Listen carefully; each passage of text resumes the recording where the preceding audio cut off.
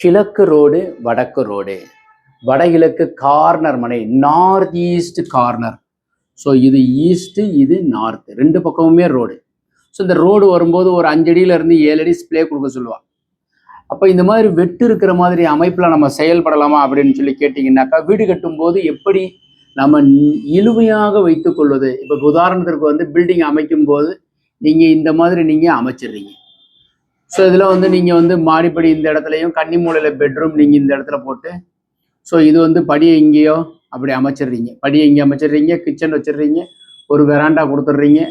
தென் வந்து இந்த இடத்த இப்படி நீங்கள் வந்து போர்ட்டிக்கோவாக கொடுக்குறீங்க.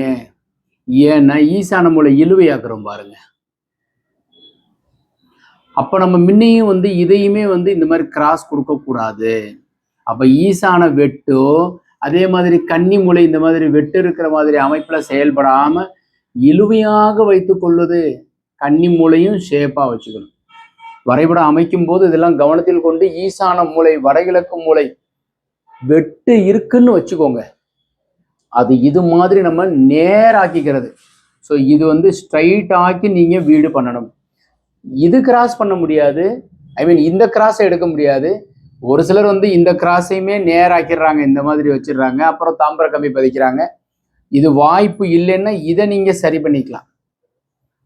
இது மாதிரி வேறு நீங்கள் வரைபடம் புதுசாக நீங்கள் அமைச்சிருக்கீங்கன்னாலும் எங்ககிட்ட அனுப்பி வச்சு செக் பண்ணி வாங்கிக்கலாம். புதுசாக வரைபடம் அமைக்கணும்னாலும் கீழே இருக்கிற நம்பர் தொடர்பு கொண்டுங்க. வணக்கம்.